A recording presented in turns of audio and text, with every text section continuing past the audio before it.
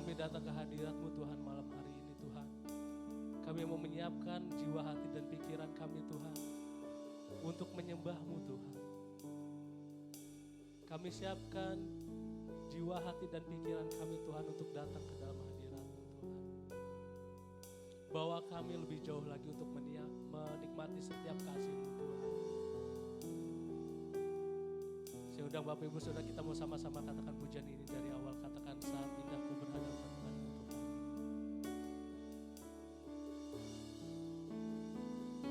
Saat indah ku berhadapan denganmu, memandang wajah-Mu Yesus kekasih jiwa. Terima kasih Tuhan, bawa kami Tuhan, bawa daku erat dalam pelukan-Mu, menikmati kasih dan indahnya hadirat-Mu, hadirat-Mu Tuhan,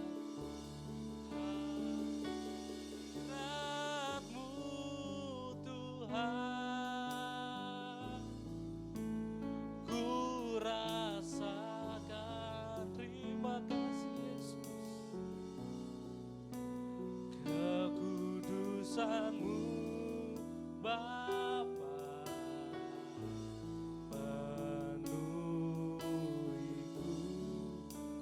Selalu Tuhan, ku rindu selalu diam dalam bait-Mu, menikmati kasih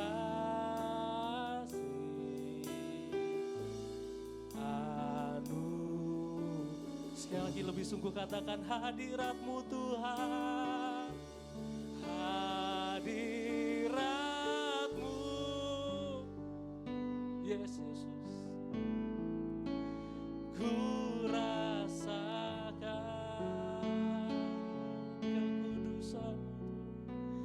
kekudusan-Mu Bapa.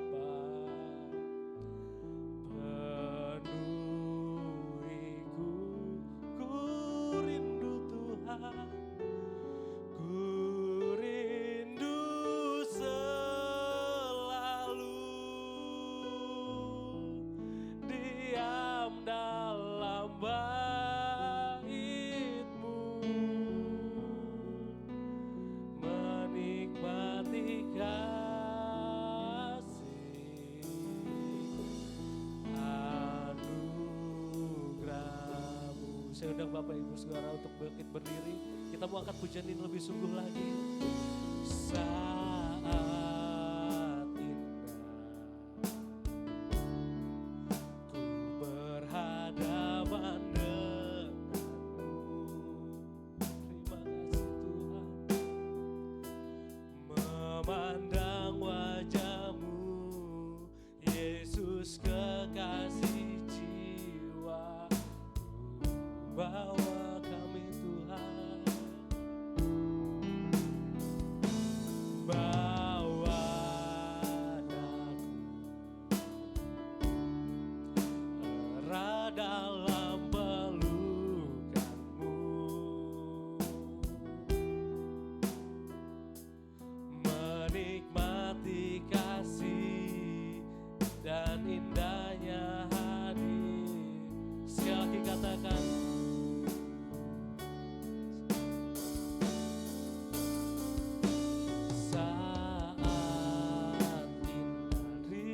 kasih Tuhan, ku berhadapan denganmu, memandang wajah-Mu Yesus kekasih jiwa.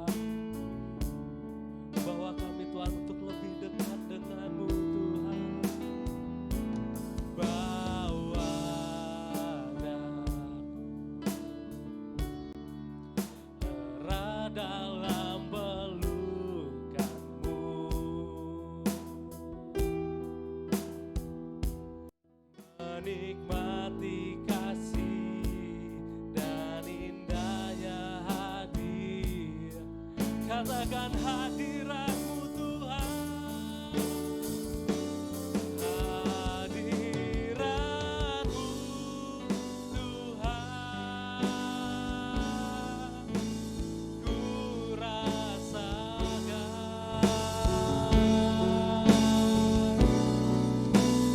kekudusan-Mu Bapa, penuhiku. Ku rindu Tuhan, ku rindu selalu diam dalam bait-Mu, menikmati kasih, menikmati kasih.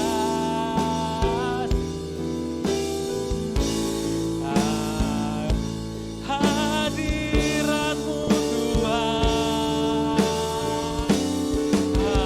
hadirat-Mu Tuhan, kami rasakan, ku rasakan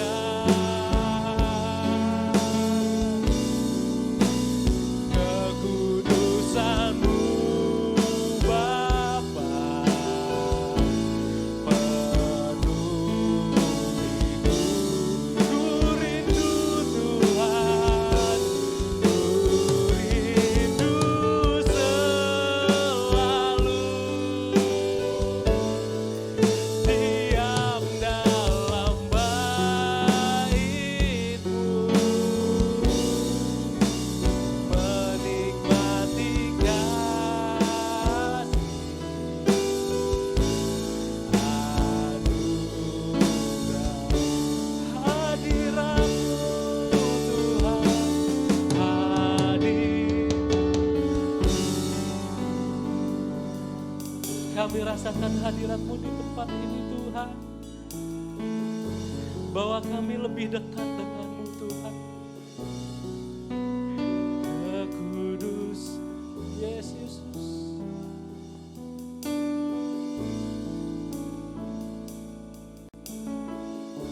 ku rindu Tuhan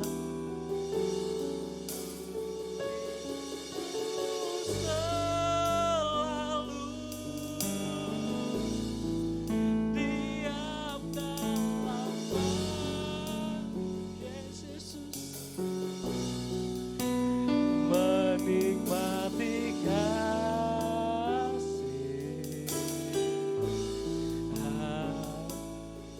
Sekali lagi katakan hadirat-Mu Tuhan, hadirat-Mu Tuhan, Yesus, ku rasa kekudusan-Mu Bapa, kekudusan-Mu Bapa, penuhiku.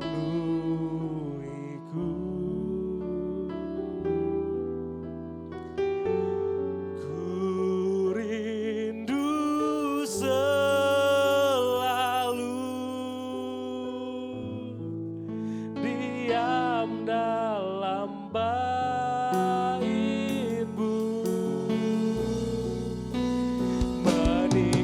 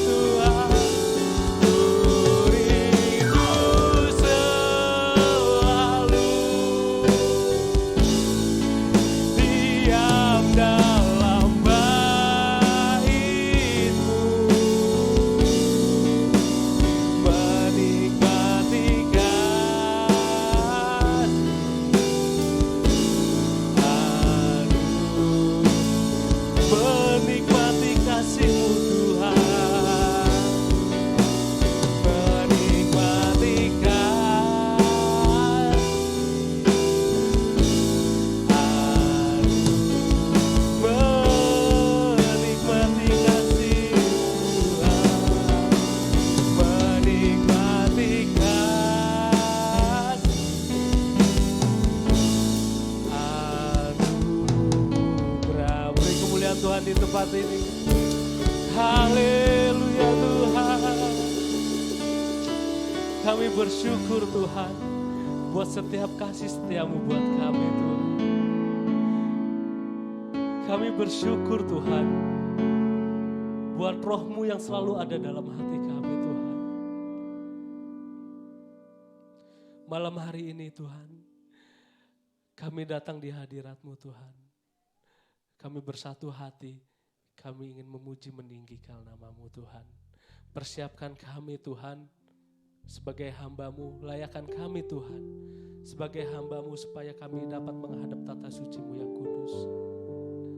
Dan biarlah Tuhan, segala roh-roh jahat yang ingin mengganggu jalannya ibadah ini kami tengking di dalam nama Yesus.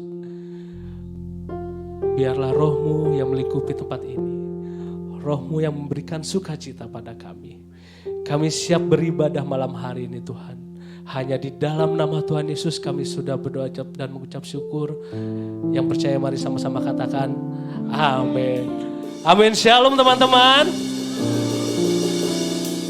Tadi waktu mulai saya masih merem, ternyata baru 200 jiwa yang ada. Selesai penyembahan, melek udah 2000 jiwa. Haleluya. Kalau 2000 jiwa suaranya lebih semangat lagi loh. Shalom teman-teman. Kasih tos kanan kirinya. Sukacita dalam Tuhan. Haleluya. Siap bersukacita? Tapi saya ngeliat mukanya kok agak ditekuk-tekuk gimana ya? Memang capek sih pulang kerja kan. Tapi biarlah roh-Mu menyala-nyala dan layanilah Tuhan. Amin.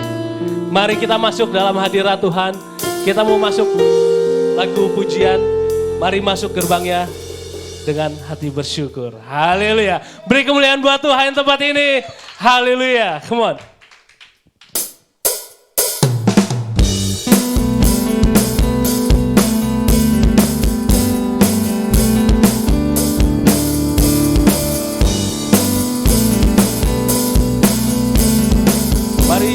Jadi sama-sama mari masuk gerbangnya.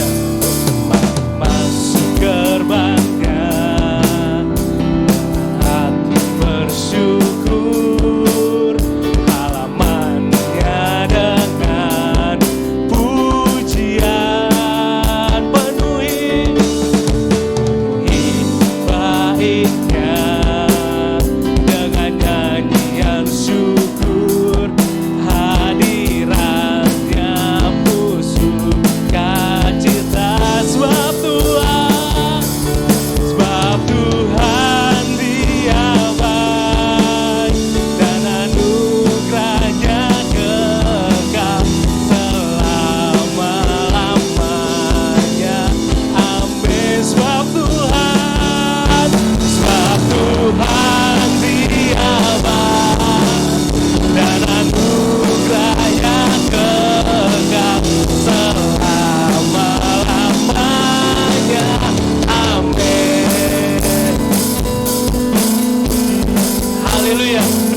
katakan mari masuk.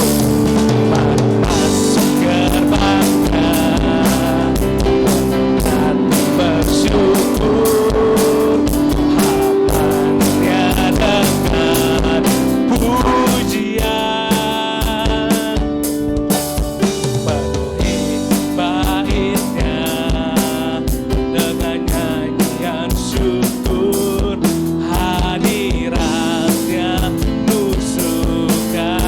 katakan sebab Tuhan Dia baik, sebab Tuhan Dia baik, dan anugerahnya kekal selama-lamanya.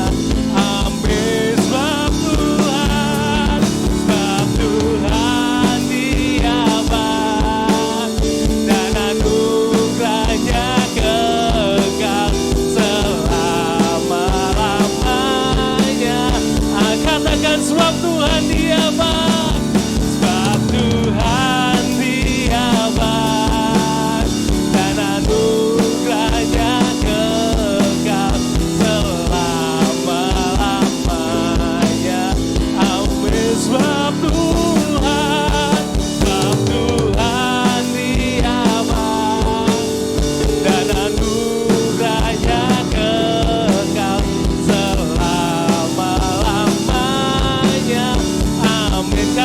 selama-lamanya.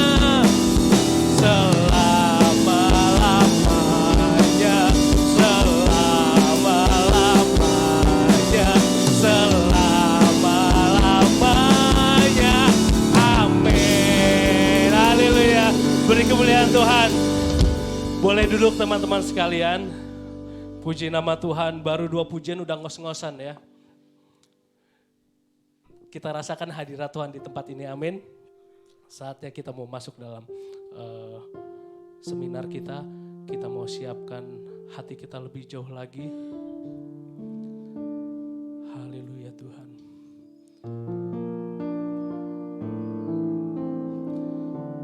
Satu hal kerinduan kami Tuhan, bahwa kami ada di tempat ini, itu jauh lebih baik dibandingkan kami ada di luar sana Tuhan. Bahwa kami ada, duduk, berlutut dan berdoa di dalam kaki-Mu Tuhan. Membuat kami jauh lebih tenang Tuhan. Dan biarlah Tuhan, ajar kami untuk lebih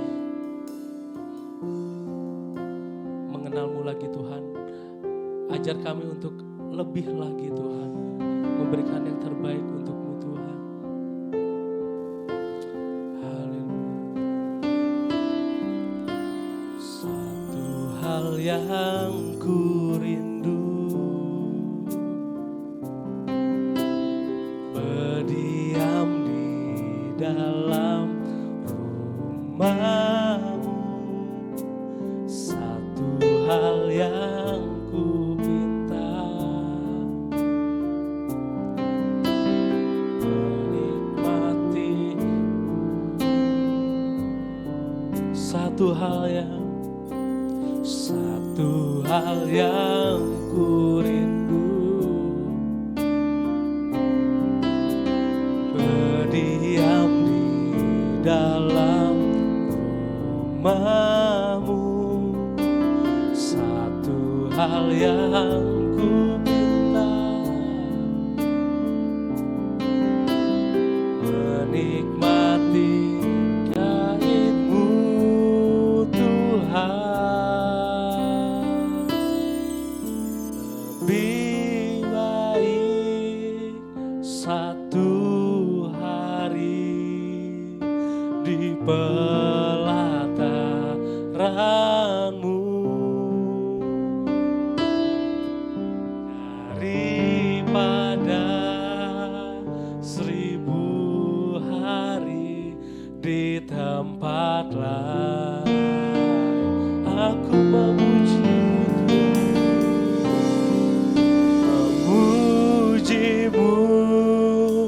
menyembah-Mu. Kau Allah yang hidup, dan menikmati semua kemurahan-Mu.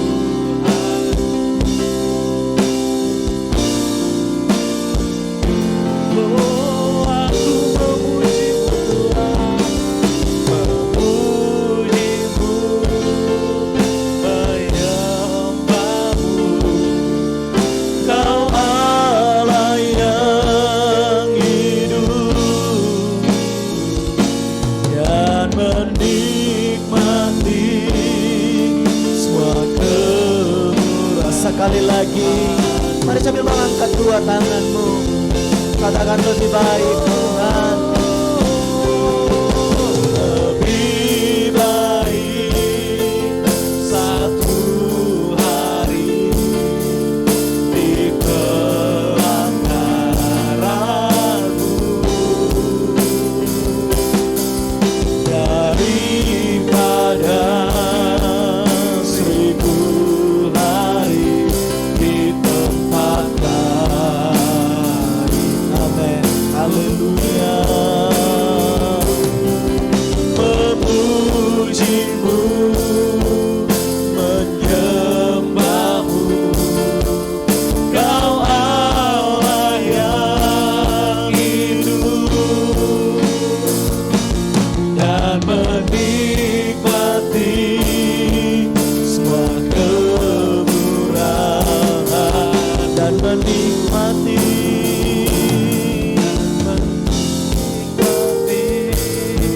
semua kemurahan-Mu.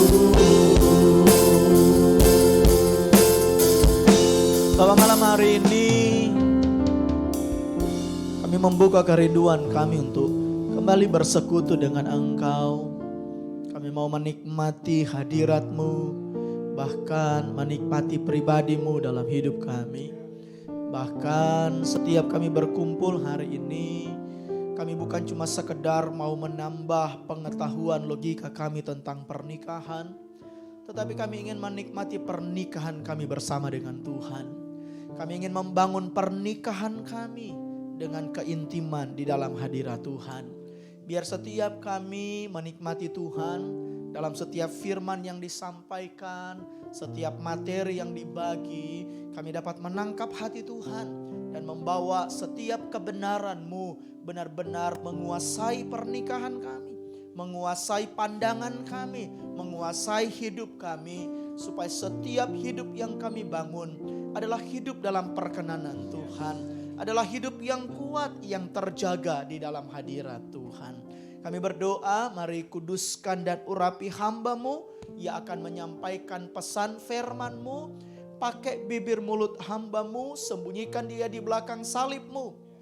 Dan biar hanya Engkau yang nampak dengan jelas lewat firman-Mu bagi kami semua.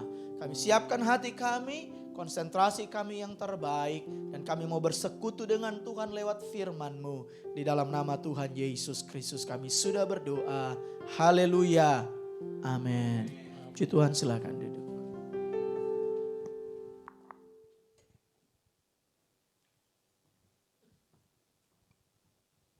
Puji Tuhan. Haleluya. Haleluya. Shalom semua. Selamat malam dan selamat bergabung dalam acara seminar FOCC malam hari ini. Kita akan sama-sama belajar malam hari ini dengan tema pernikahan yang sehat. Perkenalkan, udah kenal sih sebenarnya. Saya Christine, malam hari ini akan menjadi MC untuk acara kita malam hari ini. Puji Tuhan.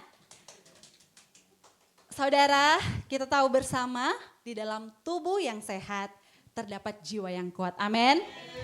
Kita mengusahakan makan yang sehat dan istirahat yang cukup agar kita menjadi sehat. Nah, tentunya sama halnya dengan pernikahan kita. Malam hari ini kita akan sama-sama belajar, akan sama-sama menimba ilmu bersama malam hari ini ya. Kita akan sama-sama belajar lewat narasumber kita malam hari ini, yaitu Ko Victor David Rian MTH MM CBC. Puji Tuhan. Beliau adalah seorang hamba Tuhan dan juga direktur dari Focus on the Family Indonesia. Berikan semuanya tepuk tangan untuk Ko Victor. Puji Tuhan. Untuk itu saya mengundang Ko Victor untuk dipersilakan duduk ke depan.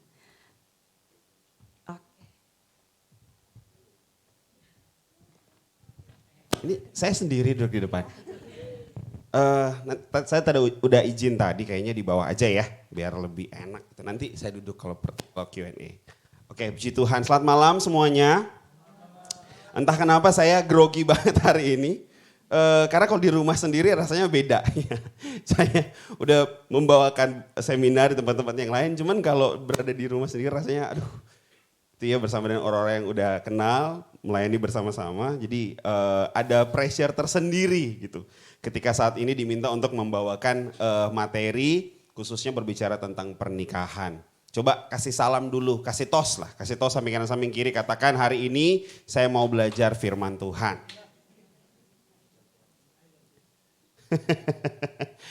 Tahukah saya panggil teman-teman aja ya, karena ini keluarga muda ya. Tadinya saya mau pakai batik, cuman saya pikir ini kan keluarga muda ya. Saya pakai batik, untung saya tidak pakai batik hari ini. Kalau enggak beda sendiri ya. Tahukah Bapak Ibu teman-teman semua bahwa Tuhan benar-benar memiliki ide yang sangat kreatif ketika dia membangun atau mendirikan yang namanya institusi pernikahan. Tuhan punya ide yang sangat luar biasa ketika berbicara tentang pernikahan. Sebelum Tuhan mendirikan institusi gereja, dalam perjanjian lama, kitab Kejadian, kita sama-sama tahu bahwa Tuhan mendirikan institusi keluarga terlebih dahulu. Dan apa yang memulai keluarga? Yaitu suami dan istri. Suami dan istri adalah mula awalnya untuk sebuah keluarga. Dan kita sama-sama tahu, oh iya benar ini diingetin sama istri saya ya, makanya penting untuk ada istri ketika kita melayani supaya istri mendukung dan menolong gitu ya.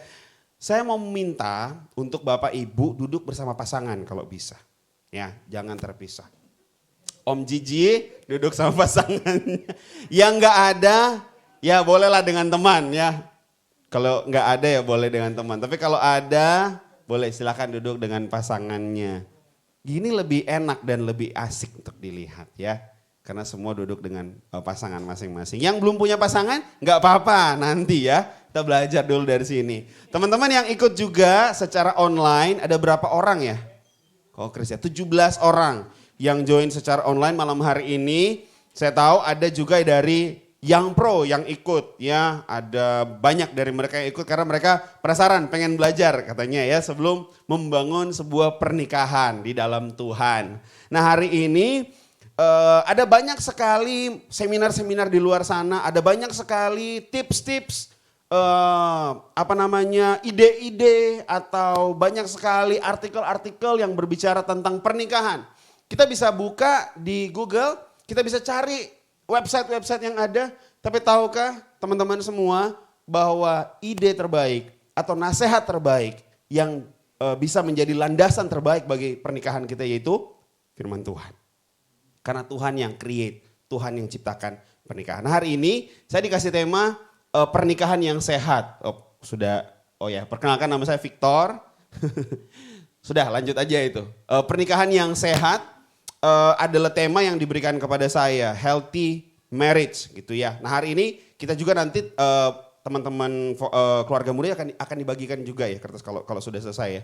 Akan dibagikan kertas model healthy marriage model. Boleh dibagiin sekarang. Next. Nah, tujuan seminar hari ini yaitu ada 3 hal. Yang pertama, memahami bahwa permasalahan dalam pernikahan adalah bagian dalam proses mengenal dan bertumbuh. Kita kan mau belajar tentang pernikahan yang sehat. Pernikahan sehat itu tidak mungkin tidak ada konflik. Pasti ada konflik. Justru konflik itu semakin menyehatkan pernikahan. Tapi konflik yang seperti apa? Nanti kita akan pelajari bersama-sama. Ya. Yang kedua, kenali sikap sehari-hari atau ciri-ciri yang sehari-hari yang menjadi pemicu dalam konflik rumah tangga atau pemicu konflik dalam pernikahan. Nanti kita akan sama-sama pelajari juga. Yang ketiga, bukan cuma belajar, tapi harapan kita semua yang ada di sini yaitu mengambil tindakan untuk membangun pernikahan yang sehat. Jadi bukan cuma sekedar belajar, tapi setelah dari sini kita pulang langsung ambil tindakan. Jadi bukan cuma knowledge seperti tadi Om Gembala sudah sampaikan. Bukan cuma pengetahuan, tapi ada tindakan yang dilakukan dan saya percaya Roh Kudus akan memampukan kita ketika kita mau untuk melakukan sesuai dengan apa firman Tuhan katakan. Ya, itu yang menjadi tujuan seminar. Next. Nah sebelum saya mulai lebih jauh, saya juga mau berterima kasih kepada pengurus FOCC yang memberikan saya kesempatan. Dan saya tahu ini juga atas izin Bapak Gembala dan Ibu Gembala. Saya bersyukur gak banyak gereja yang mau mempercayakan yang lebih muda untuk berbicara di hadapan jemaat gitu. Dan makanya saya bersyukur kepada Om dan Tante sebagai orang tua rohani kami yang memberikan kesempatan dan kepercayaan untuk berbicara di hadapan Bapak Ibu semuanya. Beginilah keluarga muda ya, boleh dibuka pintunya. Oke. Nah, seperti gambar di depan, tahu ya Bapak Ibu ya, ini keluarga muda kan rata-rata millennials ya, rata-rata millennials nih. Kelahiran 80 sampai kelahiran 95. Tapi di bawah millennials juga ada baby boomer, mungkin ada. Ya, tapi kalau yang millennials pasti tahu nih, mainan apa ya? Lego. Lego ya, saya nggak tahu tuh kepanjangan Lego apa, tapi mainan Lego. Biasa kalau kita melihat, kita beli untuk anak apalagi. Kalau kita lihat, wah waktu dilihat di situ kan Star Wars itu kayaknya keren banget tuh. Pesawat luar angkasanya ya. Saya kebetulan suka mainan. Jadi saya suka beli Gundam, suka beli susun-susun satu-satu tuh membutuhkan waktu, tanya istri saya itu membutuhkan waktu lama, bisa 2 hari itu susun. Jadi kadang kalau apalagi masa-masa pandemi yang cuma di rumah kan, nggak ada kegiatan ya selain pastilah baca Alkitab menurunkan firman Tuhan. Tapi kan ada kegiatan yang lain ya yang dilakukan, boleh susun-susun mainan dan yang lain-lain. Nah terus di sebelah itu adalah yang sudah terbentuk. Kalau kita lihat yang sudah terbentuk, indah lah kita melihatnya, cakep jadinya. Waktu kita beli modelnya masih seperti itu, masih dalam bentuk gambar. Tapi kalau kita buka, itu bentuknya apa? Masih terpisah-pisah. Buyar, betul. Dan menyusunnya membutuhkan waktu yang lama, gak instan. Harus susun satu-satu, apalagi Lego kan, dia satu-satu tuh harus susun. Harus satu-satu, harus pelan-pelan susun bisa. Semakin detail Legonya, semakin mahal harganya. Coba teman-teman, Bapak Ibu bisa cek. Semakin detail Lego itu, semakin mahal harganya. Begitu juga dengan pernikahan kita. Ya, kalau kita berbicara tentang pernikahan next, dikatakan marriage needs effort. Sama-sama katakan effort.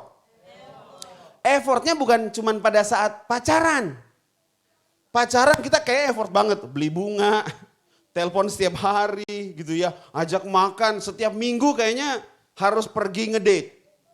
Zaman pacaran. Gimana tuh? Kalau Om Jiji gimana Om Jiji waktu pacaran dulu? Aman. Kira-kira kalau pergi pacaran seminggu berapa kali Om Jiji? Oh enggak? Oh gitu, wah tinggal di pastori ya. Jadi jadi datangnya ke pastori Om Jiji ya. Wah luar biasa. Jadi berat memang perjuangan berat. Tapi kelihatan hasilnya sekarang Om Jiji. Anaknya banyak.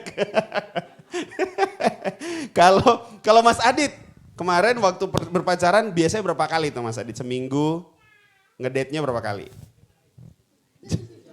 Hampir setiap hari kayaknya. Gas terus Mas ya. Gas terus gitu. Sebelum berubah pikiran maksudnya. Gas terus. Nah begitu juga ketika kita sudah menikah seharusnya lebih hot. Benar gak? Masalahnya kultur kita di masyarakat justru ketika sudah menikah malah malu kalau pegangan tangan. Coba lihat kanan kiri, benar gak? Oh nggak ada orangnya nggak ada. Nanti ini nggak tahu ada direkam, kalau direkam nanti kasih ke suami. Malu justru kalau pegangan tangan. Saya kalau ke mall saya lihat tuh sering bapak-bapak jalan di depan istrinya pakai hak tinggi ngejar-ngejar bapaknya dari belakang gitu ya. Malu justru kalau menunjukkan keromantisan di publik. Tapi kalau pacaran, waduh udah kayak orang menikah gitu. Ya kalau saya lihat tuh anak-anak di jalan, anak-anak sekarang goncengan udah kayak orang menikah. Padahal masih pacaran, masih pakai baju sekolah. Nah ini kita kebalik. Justru di saat menikah, firman Tuhan bilang tubuhmu bukan milikmu lagi. Milik pasanganmu. Justru waktu sudah menikah, disitulah keromantisan yang benar-benar dilakukan itu di situ justru. Ya, jangan kebalik. Waktu kita masih pacaran romantis, waktu menikah kaku. Makanya pernikahan butuh effort. Next. Nah, lebih lanjut lagi kita akan melihat every love story is beautiful but you should put effort to make it real. Jadi kalau kita bicara love story, ya, ini baru ada drama menarik gitu ya. Judulnya apa tuh? Queen of Tears ya kalau salah ya. Ini keluarga muda pasti udah pada nonton nih kayaknya. Ya. Tapi ceritanya agak kebalik ya. Biasanya kan suami yang wah kaya dan segala macam. Kok ini kebalik, istrinya yang kaya raya katanya cerita itu ya. Dan kita seringkali mempunyai sebuah gambaran pernikahan yang salah. Karena itu drama Korea, drama Cina. Istri saya suka banget nonton drama Cina. Ya, bahasanya udah bahasa Cina ya. Seringkali nggak apa-apa nonton, nggak apa-apa. Tapi jangan sampai mengubah paradigma kita tentang pernikahan. Pernikahan kita gambarannya wah gitu. Saya mau kasih tahu Bapak Ibu, teman-teman semua, bahwa kecantikan dan kegantengan pasanganmu itu hanya akan bertahan 10 sampai paling lama 20 tahun.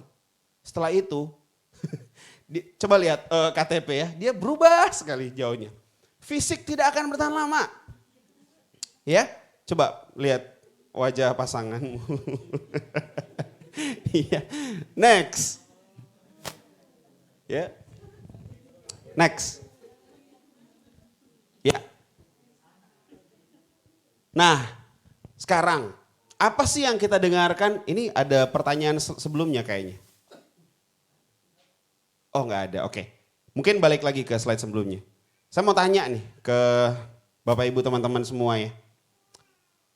Waktu kita menikah, berapa tahun lalu tuh? Ada, kalau nggak salah kemarin yang isi tes ada yang 11 tahun, ada yang 5 tahun, ada yang 3 tahun, ada yang 2 tahun. Saya mau tanya, bahkan ada yang baru berapa bulan. Waktu kita menikah, bayangan apa yang ada di pikiran kita mengenai pernikahan? Apa yang kita bayangkan? Indah. Indahnya boleh deskripsikan, dielaborasi. Indahnya tuh kayak gimana tuh Kak? Berpelukan tiap hari. Wah itu Bang, berpelukan tiap hari Bang. Apalagi suap-suapan, itu bayangannya ya. Oke. Kalau Bu Christine gimana bayangannya?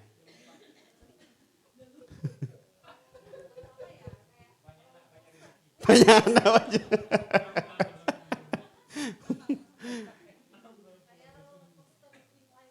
Roller coaster in life ya. Bayangannya waktu sebelum nikah gitu. Berarti udah siap mental berarti sebelum nikah ya. Kalau Kak Debbie apa bayangannya tuh waktu mengucap janji pernikahan di altar, bayangannya tuh pernikahan seperti apa? Dia selalu ada. Selalu memperhatikan. Oke, wow. Nyawa aja. Waduh. Ya, nanti silakan. Waduh. Ya. Kita tanya yang lebih senior lah ini ya. Pak Paulus. Bersama Ibu. Waktu dulu mengucapkan janji pernikahan, apa yang terbayangkan? Impian pernikahannya seperti apa? Segalanya menjadi indah. Wah. Hah? Perjuangan sudah berakhir. Wah. Jadi sekarang gak berjuang lagi Pak? Oh gitu. Karena perjuangan ada perjalanan jauh ya. Oke. Dalam hal jarak sudah tidak jauh. Tapi perjuangan masih lanjut Pak ya sekarang ya? Masih dong tetap. Setiap hari ya. Jangan sampai salah nanti di rumah berbeda. Oke. Nah permasalahannya di dalam keluarga, kalau kita bicara tentang pernikahan, ini kasus-kasus yang terjadi teman-teman Bapak Ibu ya. Sekitar 1.414 orang bercerai setiap harinya. Ini tahun 2022, data yang belum terlalu lama. Tahun 2023 memang datanya sedikit menurun. Tapi katanya 2024 datanya naik lagi. Belum dikeluarkan oleh Badan Pusat Statistik, tapi sekitar 516.000 orang bercerai dalam 1 tahun. Banyak itu 516.000. Itu yang dilaporkan, teman-teman. Ada banyak sekali kasus perceraian yang tidak dilaporkan. Ada yang sudah pisah ranjang yang tidak dilaporkan. Ada yang perceraian emosi, ada perceraian emosi. Teman-teman Bapak Ibu ya, yang sudah masih tinggal serumah tapi udah nggak seomongan. Karena dulu di Palembang pernah ada seperti itu. Udah berapa tahun pernikahan? 50 tahun. Udah lama, udah puluhan tahun menikah.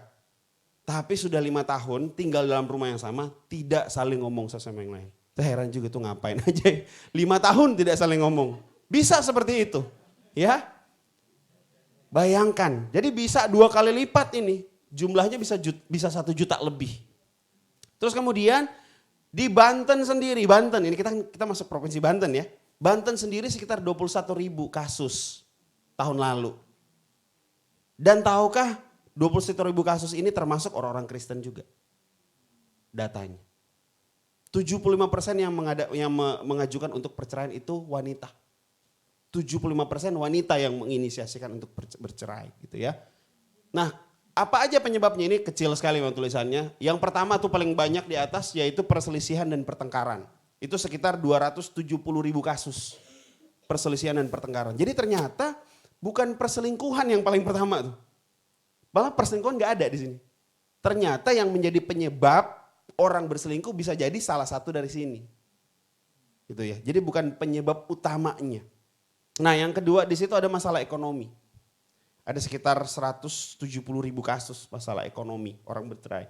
Yang ketiga ditinggalin, tanpa ada sesuatu ditinggal. Itu sekitar 29.000 ya kalau saya nggak salah. Terakhir keempat itu KDRT, angkanya sekitar 4.000 kasus. Dan terakhir sekitar 1.000-an lebih kasus itu mabuk. Kasus kenapa bercerai ya. Jadi di situ ini fakta-fakta di lapangan dari Badan Pusat Statistik yang dilaporkan. Yang tidak dilaporkan juga ada banyak gitu ya. Next. Nah itu bayangan-bayangan kita sebelum kita menikah, impian ketika kita mau menikah. Masalahnya data yang menunjukkan begitu banyak realita di lapangan. Padahal kalau kita membaca Kejadian pasal 1 ayat 27, kita baca sama-sama ya. Ini langsung loncat ke ayat 31 bagian A. 1, 2, 3. Maka Allah menciptakan manusia itu menurut gambarnya, menurut gambar Allah diciptakannya dia. Laki-laki dan perempuan diciptakannya mereka. Maka Allah melihat segala yang dijadikannya itu sungguh amat baik. Ada 3 hal yang kita lihat di sini. Yang pertama, pernikahan itu diinisiasikan oleh Tuhan sendiri. Tuhan yang menjodohkan Adam dan Hawa. Ya, saya nggak tahu tuh kalau didramakan mungkin seperti apa. Tapi Tuhan yang menjodohkan Adam dan Hawa. Yang mendorong ada getaran-getaran, detak jantung yang semakin cepat. Karena bertemu dengan pasangan hidupnya. Itu Tuhan yang menginisiasikan. Tapi yang kedua yang kita pelajari di sini. Laki-laki itu cuma antara laki-laki dan pernikahan itu cuma antara laki-laki dan perempuan.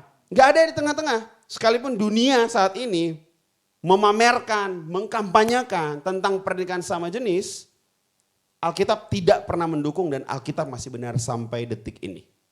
Jadi tidak ada pernikahan sesama jenis. Tidak ada, bahkan yang kemarin sempat dibahas juga ya, open marriage. Bapak Ibu teman-teman tahu ya open marriage, artinya menikah tapi bebas. Aktivitas seksualnya masing-masing. Yang penting menikah aja, tapi aktivitas seksualnya bisa masing-masing. Sekarang di Hollywood banyak yang begitu. Bahkan gak usah di Hollywood, di kita di sini Jabodetabek banyak yang seperti itu.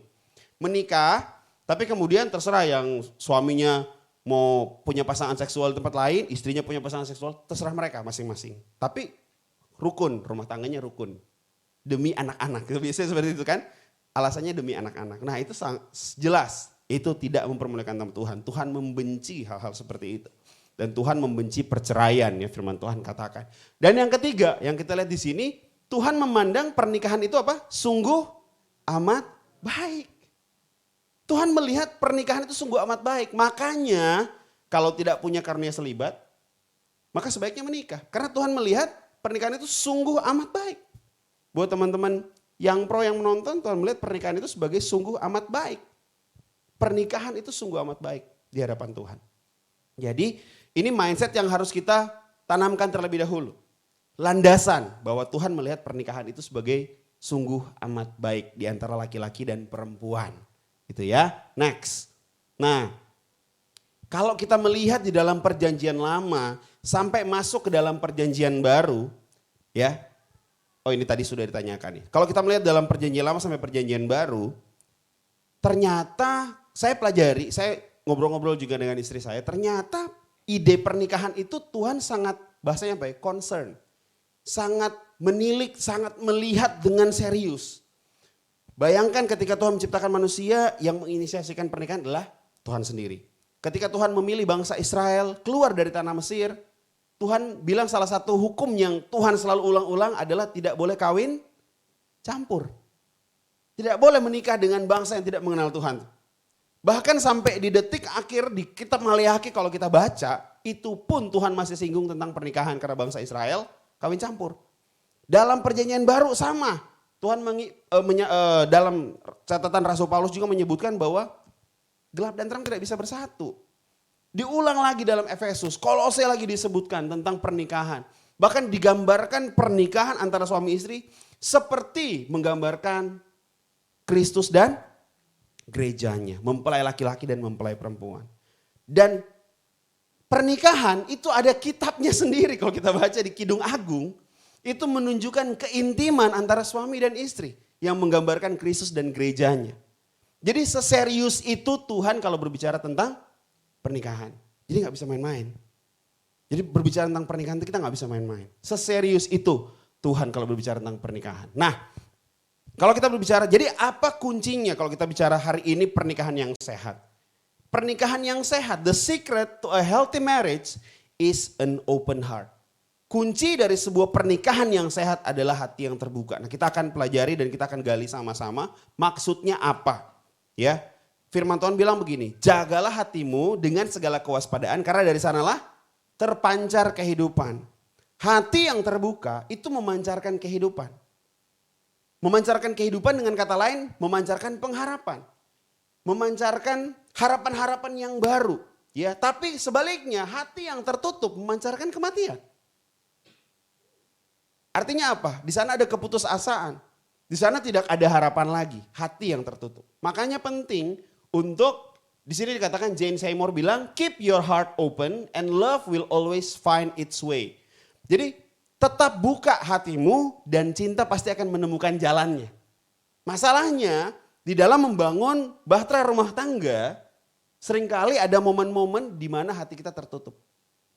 Ketika tombolnya itu ditekan, nanti kita akan pelajari tombolnya ini maksud apa. Coba kita buka dulu Efesus pasal yang kelima ayat yang ke-29. Saya tidak tampilkan di sini karena banyak ayat-ayatnya ya. Jadi coba kita buka sama-sama Efesus pasal yang kelima ayatnya yang ke-29. Saya minta tolong untuk satu orang bisa bacakan.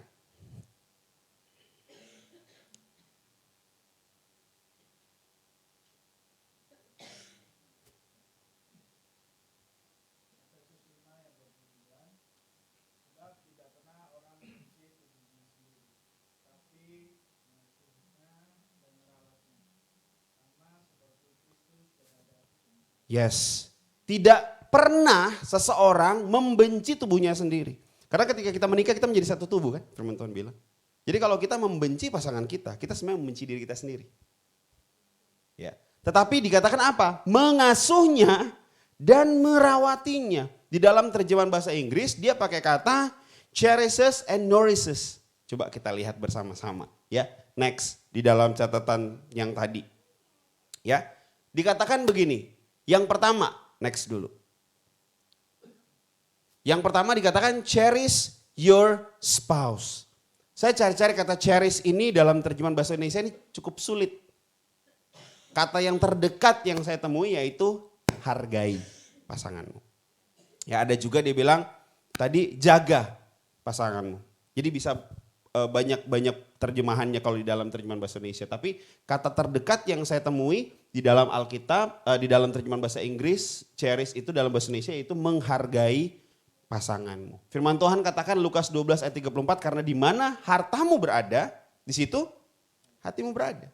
Kalau kita menghargai istri kita, pasangan kita seperti sebuah harta yang mahal, maka hati kita ada di sana. Maka hati kita pun akan terbuka, gitu ya. Yang kedua, dikatakan nourish your spouse. Next. Memelihara pasanganmu. Ini juga sama, kata bahasa Indonesianya susah dicari. Nourishes itu kan memelihara, memberi makan, memupuk. Itu tuh nourish. Ya. Tapi di dalam terjemahan bahasa Indonesia dikatakan memelihara atau merawat. Ya, sama seperti Kristus terhadap jemaat. 1 Yohanes 3:18 bilang, anak-anakku marilah kita mengasihi bukan hanya dengan perkataan saja, tetapi dengan perbuatan dan dalam kebenaran. Jadi berbicara tentang cherish your spouse, itu bicara tentang kita tahu apa sih hal-hal yang sebenarnya bernilai dari pasangan kita. Kita tahu kenapa kita jatuh cinta dengan pasangan kita. Coba saya mau tanya, Kak Ike, kenapa bisa jatuh cinta dengan Bang Philip? Mirip nih. Pekerja keras. Apa lagi? sayang keluarga. Kalau Bang Philip, kenapa bisa jatuh cinta dengan Kak Ika? Pekerja kerasnya sama ya. Makanya sekarang dua-duanya kerja ya Bang. Oke, apalagi Bang? Pinter, mantap. Makanya sekarang Bu dosen. Itu penting untuk kita cherish ya nilai-nilai dari pasangan kita. Cherish kekuatan yang mereka miliki. Nah tapi nggak cuma sekedar cherish dan identify atau identifikasi. Tapi yang kedua dibilang nourish, merawati, ada tindakan. Ada tindakan yang harus dilakukan. Oke, next. Ya, ini materi saya cukup panjang, jadi semoga bisa selesai dengan baik. Nah, kalau berbicara tentang pernikahan yang sehat, seperti tadi saya bilang, tidak akan lepas dari yang namanya konflik di dalam rumah tangga. Ya. Tapi masalahnya seringkali yang menjadi isu atau yang menjadi alasan hati kita tertutup. Tadi kan kunci dari pernikahan yang sehat adalah hati yang terbuka.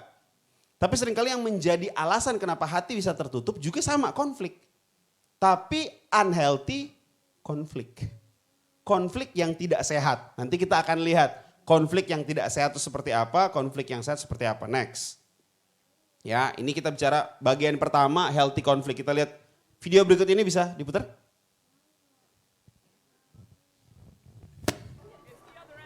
Ya, ini ada cerita seorang ibu-ibu ya. Excuse me. I know you didn't think anyone would catch you, but you just slammed your door into my car. The least you can do is say you're sorry, lady. You don't have to Dia take that suruh tone. minta Not maaf like I'm dong hurting your gitu ya. resale value. Tapi dia gak mau minta maaf. I'm sorry. See? Like that.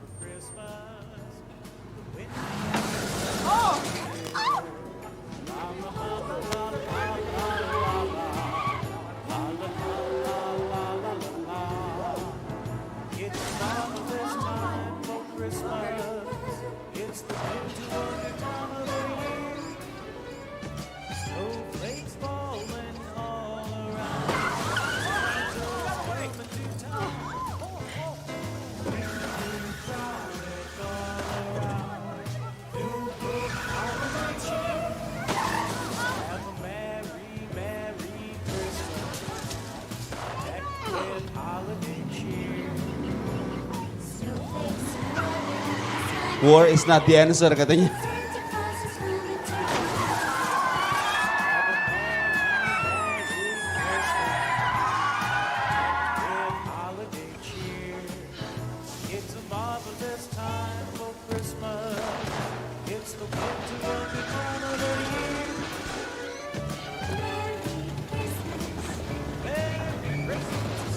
Mobilnya udah rusak jadi jalannya pelan.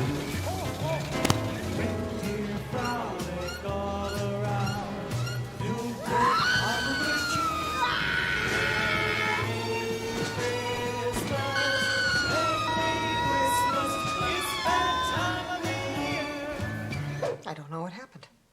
I just lost control of myself. Nah itu tadi itu terakhir. Dia bilang apa? I don't know what happened.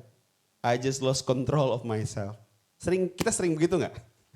Ketika kita emosinya pecah karena unhealthy konflik itu, kita langsung waktu selesai kita langsung bilang, saya sepertinya tadi lepas kontrol. Ya, bahkan banyak yang terjadi. Saya berharap nggak ada di sini. Banyak kasus-kasus di luar sana, KDRT dan yang lain-lain itu kan lepas kontrol dan yang lain-lainnya. Ya.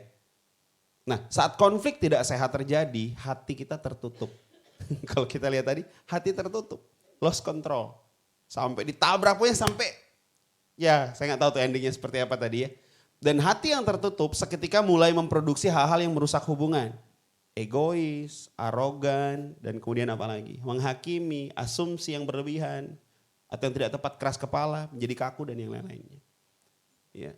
Dulu waktu pacaran sangat romantis dan ketika sudah menikah menjadi kaku, nah itu sebenarnya ada alasannya. Itu nggak boleh didiamkan. Itu nanti kita akan lihat, itu yang disebut sebagai little fox atau rubah-rubah kecil di dalam pernikahan kita. Next. Ya. Nah, sekarang saya mau yang berpasangan boleh ngobrol dengan sampingan-sampingnya, saya kasih waktu 1 menit. Ya. Tanya apa sih hal-hal yang seringkali menjadi pemicu di dalam rumah tangga kita. Hal yang seringkali jadi tombol. Coba tanya ya. Apa hal-hal yang seringkali menjadi tombol dalam pernikahan? Menjadi red button, tombol merah. Pokoknya biasanya begini kan kalau suami-suami begini. Pokoknya kalau dia udah singgung itu udah. Nah udah tuh. Coba kita cari tahu apa tuh. Ya. Kalau istri-istri pokoknya saya kalau dia begini. Ah itu udah. Coba kita cari tahu apa red buttonnya itu apa. Coba saya tanya ya. Saya tanya, dari Bang Jo, apa tuh red buttonnya tuh?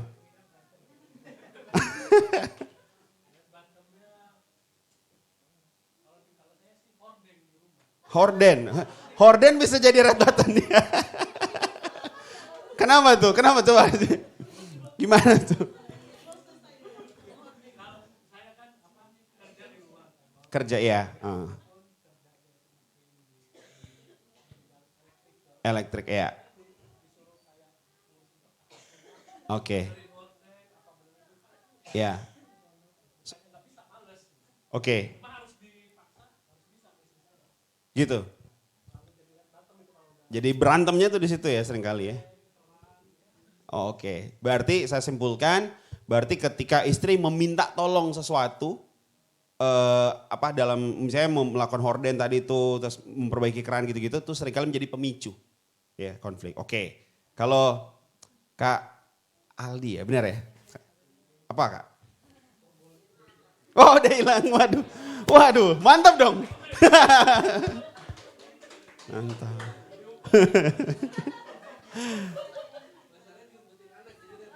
Oh, oke.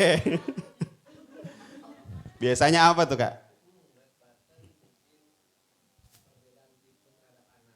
Nah, itu juga bisa jadi pemicu ya. Misalnya anak itu kan sebenarnya pihak ketiga kan yang bisa jadi pemicu, oke.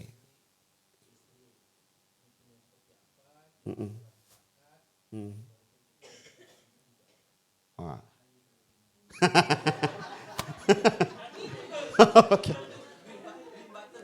Oke. Oke. Ini saya belum tanya istri-istrinya ya. Sekarang saya tanya istri-istrinya dulu. Kakak boleh Kak? Tadi kan kalau Kak Angel. Silakan.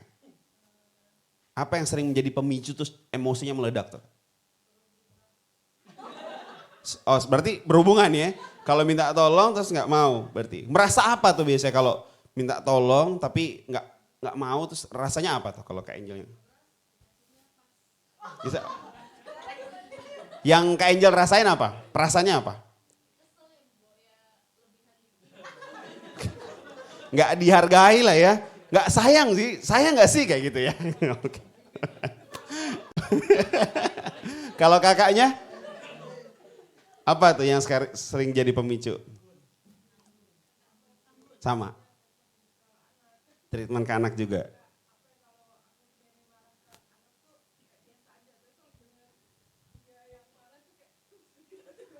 Oke. Berarti dalam pola asuhnya mungkin sedikit berbeda. Mungkin bisa ikut parenting seminar. Boleh, mungkin ada parenting seminar nanti ya. Boleh. Supaya pola asuhnya ada jalan tengahnya gitu ya. Seringkali kita tuh punya red button dalam kehidupan. Pasti semua orang punya.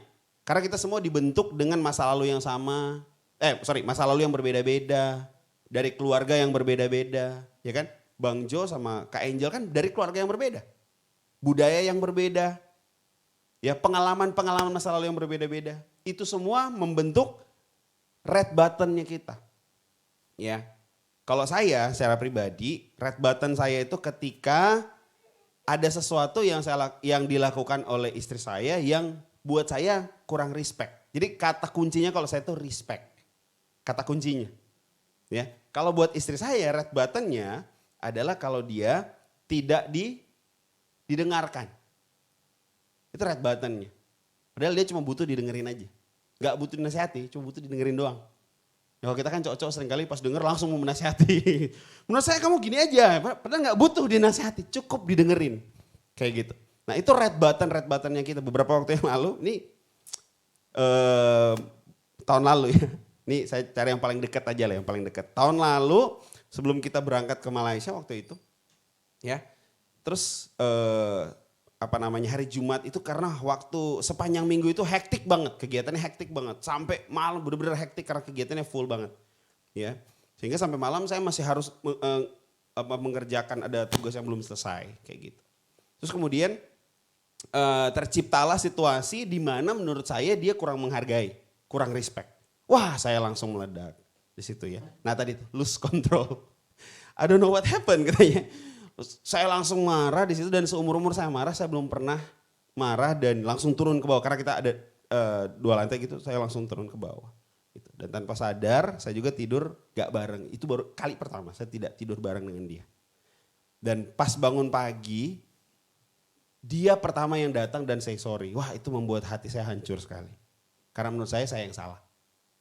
Karena saya gak bisa manage waktunya. Menurut saya yang salah. Waktu dia minta maaf, hati saya hancur. Makanya waktu itu di spot saya cerita tuh ke teman-teman spot, nggak apa-apa, kita harus be vulnerable ya, harus menyampaikan. Kita nggak sempurna. Justru itu menjadi pembelajaran yang berharga juga buat teman-teman. Nah ini red buttonnya kita harus tahu, ya. Dan red button itu seringkali tipuan-tipuan iblis yang sebenarnya nggak benar. Seringkali menjadi tipuan-tipuan iblis yang seringkali nggak benar. Tuh suami kamu tuh maunya gini, suami kamu tuh sebenarnya nggak suka sama kamu tuh, tipuan-tipuan iblis. Suami kamu tuh gak puas sama kamu. Itu tipuan-tipuan iblis. Percayalah bahwa kita punya musuh namanya iblis. Ya. Next, coba kita lebih jauh lagi. Ya, Maleaki, ini next aja. Nah ini yang saya bilang tadi, Kidung Agung pasal yang kedua 15. Tangkaplah bagi kami rubah-rubah itu, rubah-rubah yang kecil yang merusak kebun-kebun anggur yang sedang berbunga. Rubah-rubah kecil itu maksudnya apa yang dimaksudkan di Kidung Agung ini? Kalau saya pelajari, ini tuh sebenarnya hal-hal yang sederhana dalam kehidupan kita. Makanya 2 minggu lalu kita kan ada assessment. Ya, ada 11 kalau nggak salah 12 pertanyaan yang 2 minggu lalu. Dan dari hasil assess itu ada 4 hal yang paling tinggi. Coba kita lihat ya next. Yang pertama, kesibukan. Rubah-rubah kecil itu kesibukan. Kalau bicara kesibukan berarti bapak-bapak. Ya karena kerja dan yang lain-lain. Ternyata kesibukan bisa menjadi pemicu konflik. Yang cukup tinggi kalau berdasarkan asesmen yang kemarin. Yang kedua, keintiman seksual. Ya, lack of intimacy. Yang keempat, enggak apa-apa karena kan udah menikah. Kecuali yang belum menikah ya, enggak apa-apa ya. Yang ketiga, komunikasi. Dan yang keempat, kestabilan emosi. 4 hal ini yang angkanya paling tinggi kemarin. Yang lain-lain aman, 1, 2 itu kan berarti masih aman.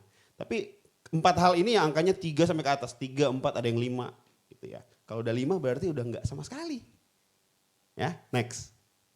Secara cepat lah kita bahas ini karena waktunya sudah tidak banyak. Yang pertama bicara tentang kesibukan. Ya, Tuhan sebenarnya mengajarkan kita untuk rest, istirahat. Makanya kan dalam 1 minggu ada hari ke-7 kan. Tuhan pun beristirahat. Kita pun harus beristirahat. Istirahat itu ada 4 bentuk.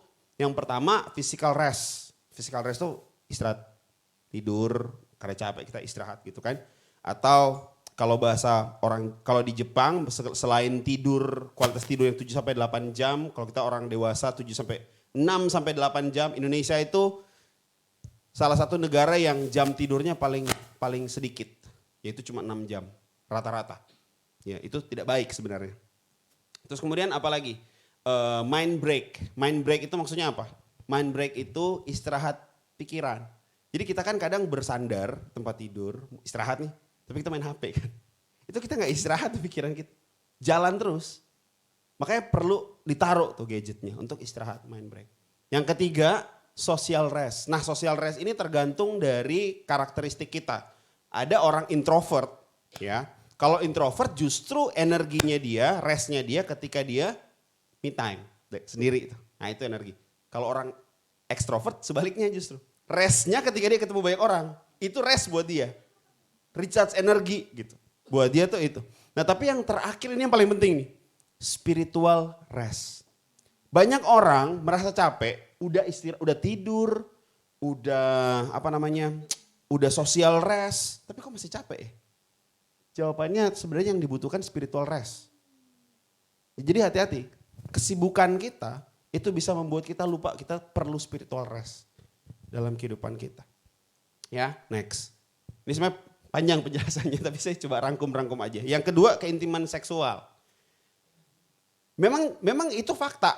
Kalau itu menjadi salah satu yang paling tinggi karena 800.000 orang bilang seks merupakan permasalahan utama yang digumulkan dalam pernikahan. Bayangkan. Ya. 1 sampai 2 tahun pertama pernikahan, 20% pasangan yang menikah tidak melakukan hubungan seks lagi, bayangin. Menjadikan loh. Padahal seks itu indah, Tuhan yang ciptakan. Seks di dalam pernikahan itu sangat indah dan kudus. Tapi seks di luar pernikahan kan bahaya. Ya, makanya jangan terbalik. Next. Hendaklah suami memenuhi kewajibannya terhadap istrinya, demikian pula istri terhadap suaminya. Nah, ini yang saya katakan tadi. Istri tidak punya hak lagi atas tubuhnya. Sama, suami juga tidak punya hak. Karena masing-masing sudah saling memiliki sekarang. Ya, ini berbicara tentang seks. Next. Nah, hubungan seks dalam pernikahan adalah perekat keintiman. Bapak Ibu teman-teman tahu yang namanya oksitoksin? Dalam diri kita ini ada 4 hormon cinta. Salah satunya ada oksitoksin, ada dopamin, oksitoksin, serotonin, saya lupa. Nah yang kita bicarakan ini oksitoksin. Oksitoksin itu adalah hormon yang dihasilkan ketika ibu melahirkan. Dia menghasilkan itu supaya ada perasaan ingin melindungi, menjaga anaknya. Makanya ada bahasa kita tuh ada ikatan batin gitu ya. Tapi sama hormon yang sama dihasilkan ketika pasangan suami istri melakukan hubungan seks. Dia akan menghasilkan hormon oksitoksin ini. Ini perekat di dalam hubungan suami istri. Ya, next. Nah, kurangnya seks intimacy seringkali disebabkan oleh kurangnya spiritual intimacy. Ternyata, ini ternyata ya Bapak Ibu teman-teman semua, spiritual intimacy kita dengan Tuhan itu mempengaruhi seks atau seks intimacy kita dengan pasangan kita. Ya, ternyata mempengaruhi. Spiritual intimacy kita, kedekatan kita dengan Tuhan itu mempengaruhi seks intimacy kita dengan pasangan kita. Seharusnya semakin kita dekat dengan Tuhan, maka semakin intim kita dengan pasangan kita. Seperti itu. Ya, apa aja penyebabnya? 2 yang seringkali timbul. Dosa, penyebab, spiritual disconnection, ketidakterhubungan secara rohani. Yang kedua adalah misalignment spiritual atau ketidakselarasan rohani. Karena satu orang percaya satu enggak. Itu berat gitu ya. Makanya punya beban yang lebih besar. Next. Nah, 4 pengalaman yang menjadi kunci yang membantu memperkuat keintiman rohani sebagai pasangan. Yang pertama, datang bersama. Makanya itu penting. Ke gereja harus datang bersama dengan pasangan. Kalau bisa, kalau memang tidak memungkinkan kerja dengan yang lain, ya sudah nggak apa-apa. Tapi kalau bisa diusahakan, datanglah dengan pasangan. Yang kedua, doa bersama. Ya, semakin sering kita doa bersama, semakin kuat kedekatan kita antara sesama dan dengan Tuhan. Yang ketiga, melayani bersama. Gak harus semuanya melayani di panggung, kadang kan ada pelayanan di belakang layar juga. Yang terakhir, komunitas yang sama. Makanya di awal tahun ini salah satu resolusi atau komitmen saya dan Fani yaitu kita mau lebih tertanam di komunitas keluarga muda. Karena kita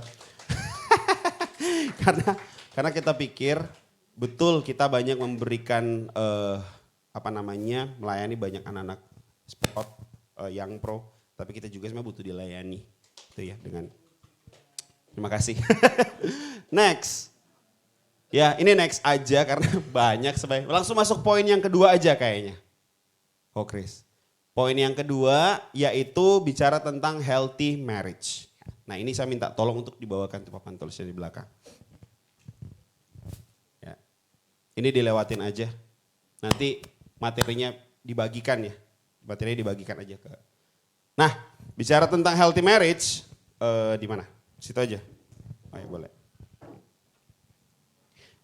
Bapak Ibu teman-teman dikasih ya tadi ya, dikasih catatan. Ya, ini saya akan jelaskan sedikit. Ada ininya, ada spidolnya. Oh ya ada, nah udah. Hah? Oh taruh di tengah sini aja boleh.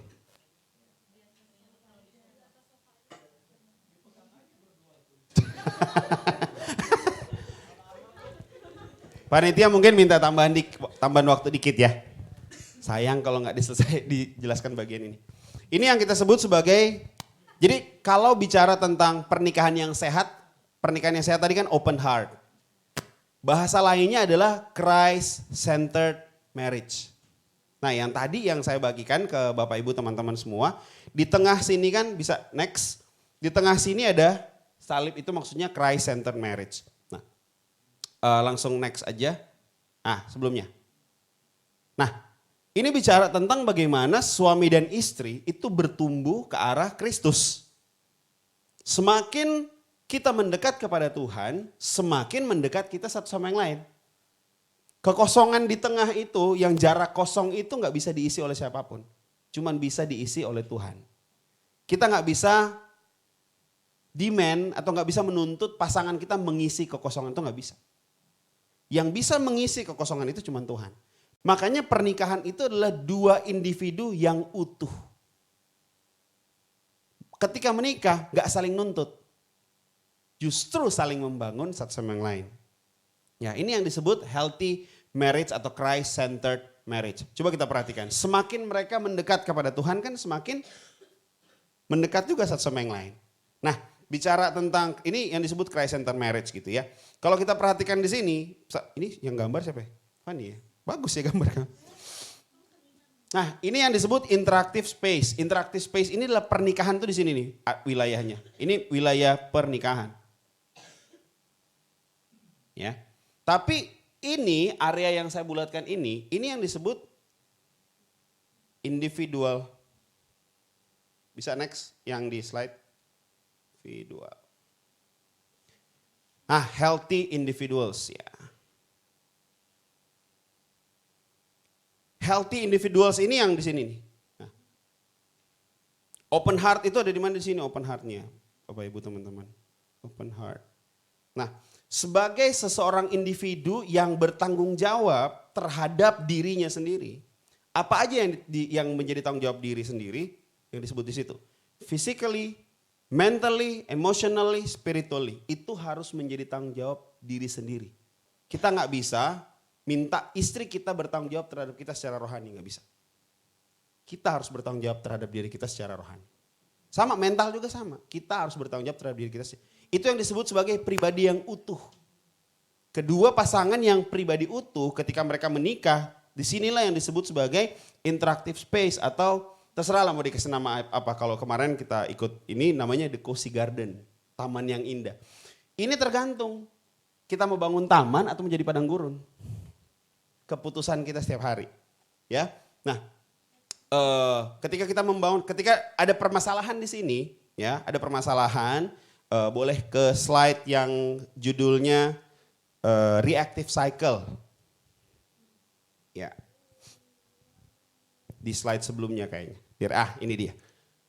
Nah ini yang saya bilang unhealthy conflict. Ya, ketika ada problem, ya. Ini kalau lihat di sini kan ada, kalau Bapak Ibu teman-teman lihat itu ada anak panah ya. Jadi source atau sumber identitas kita, sumber kebenaran kita tidak berasal dari pasangan kita. Sumber validitas kita itu nggak berasal dari pasangan kita. Validasi kita bukan berasal dari pasangan kita, tapi dari Tuhan, dari Kristus yang menjadi sumbernya. Makanya banyak sekali pernikahan yang gagal karena dia mencari pengakuan ke pasangan. Gak akan bisa, pasangannya gak sempurna. Satu-satunya sumber yang sempurna dan sejati cuma Tuhan. Makanya disebut Christ-centered marriage. Seperti itu. Ketika terjadi konflik, ini kan biasanya jadi close heart nih. Kalau konflik. Nah yang harus dilakukan, biasanya kalau Bapak Ibu lihat itu ya. Kalau tombolnya ditekan, kita kan akan langsung bereaksi. Seperti tadi marah tuh karena disuruh benerin horden tadi kan. Benerin horden. Nah konflik yang tidak sehat akan menempatkan kita menjadi enemy. seperti musuh. Langsung muncul tipuan-tipuan iblis tuh. Itu karena suami kamu gak sayang sama kamu tuh. Itu karena istri kamu gak menghargai kamu tuh. Itu di situ tuh iblis masuk. Itu karena kamu tuh gak cukup baik, kamu kurang cantik tuh sama suami kamu tuh. Kamu kurang langsing tuh. Itu iblis yang bilang. Iya, karena perkataan Tuhan tidak seperti itu. Perkataan Tuhan kamu cukup. Kamu segambar dan serupa dengan Tuhan. Ya kan? Kamu diberkati, itu perkataan Tuhan. Nah, next. Dari reactive cycle, kita harusnya masuk ke ini yang disebut sebagai the care cycle. Care cycle itu maksudnya bagaimana? Ketika buttonnya di press, tadi itu yang tadi misalnya masalah pola asuhnya di press, kita harus kasih space, kasih jarak bukan dengan pasangan kita, tapi dengan reaksi kita. Create space dengan reaksi kita. Biasanya kalau kita ketekan button kan kita mau langsung bereaksi tuh, kasih jarak. Nah itu yang disebut sebagai time out. Ya kalau di sini yang suka basket ada time outnya ya. Time out dulu. Time out itu untuk apa? Supaya kita comeback stronger. Jadi kita nggak bisa menghindari konflik. Konflik pasti akan terjadi. Cuman konflik yang sehat adalah konflik yang bisa di-manage. Konflik yang tidak sehat adalah konflik yang dibiarkan saja. Itu jadi tidak sehat. Nah kalau konflik supaya dia sehat, yang tadi dulu. Nah ini dibilang ada kata-katanya di sebelah kanan.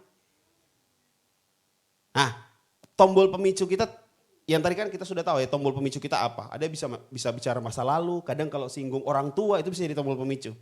Kadang kalau singgung pekerjaan itu bisa jadi tombol pemicu. Apapun lah tombol pemicu kita.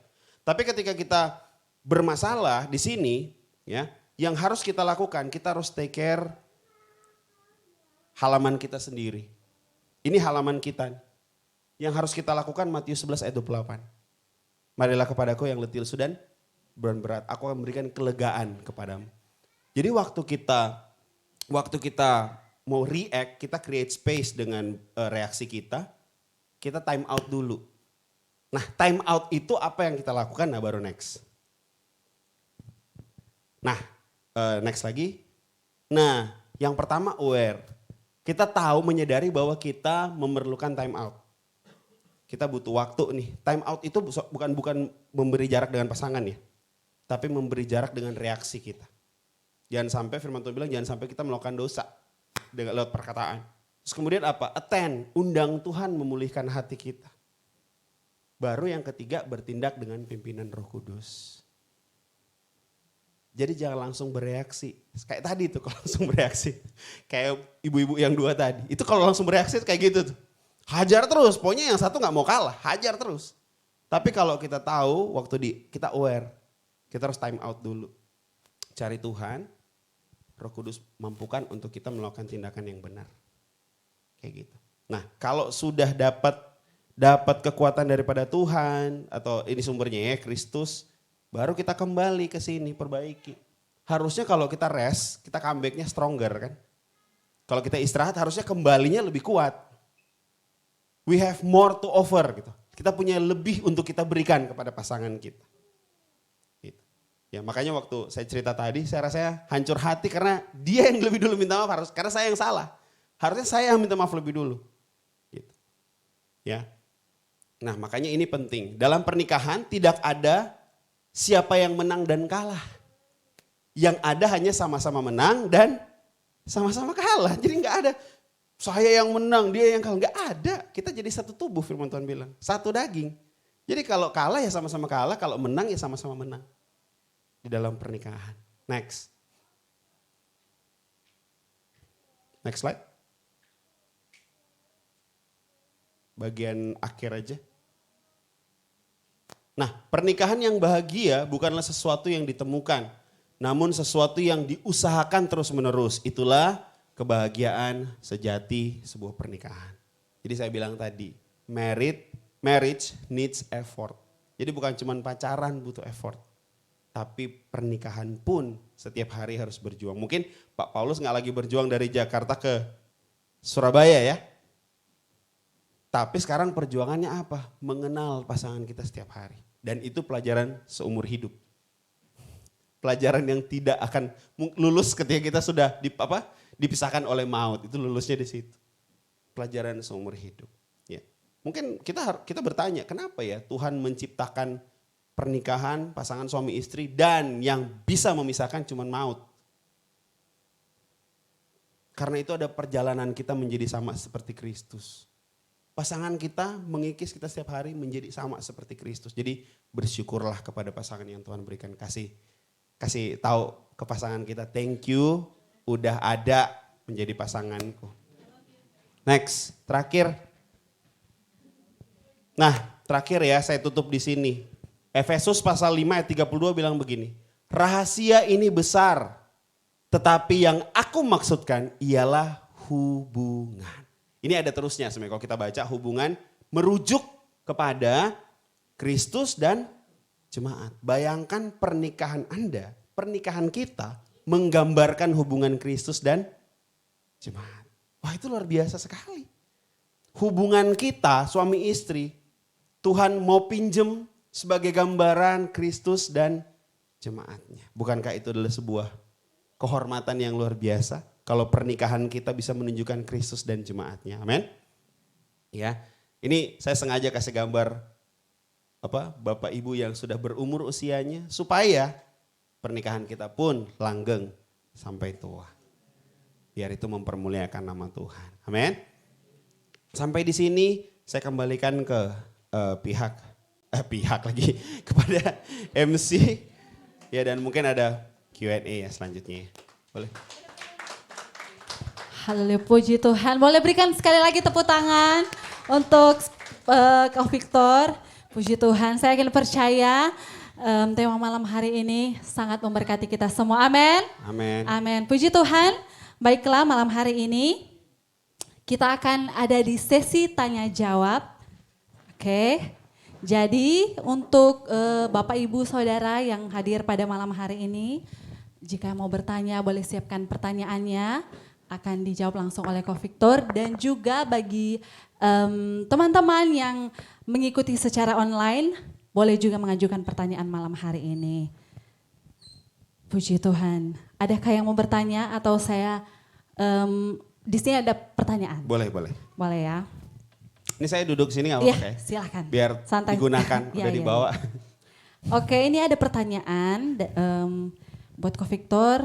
Bagaimana cara kita untuk berkompromi terhadap pasangan jika misalnya ada kebutuhan dari masing-masing keluarga, misalnya orang tua yang membutuhkan bantuan? Ya ini ini seringkali menjadi problem, apalagi kita di kultur masyarakat Indonesia ya. Boleh duduk sini aja Kak? Oh. Saya berdiri aja.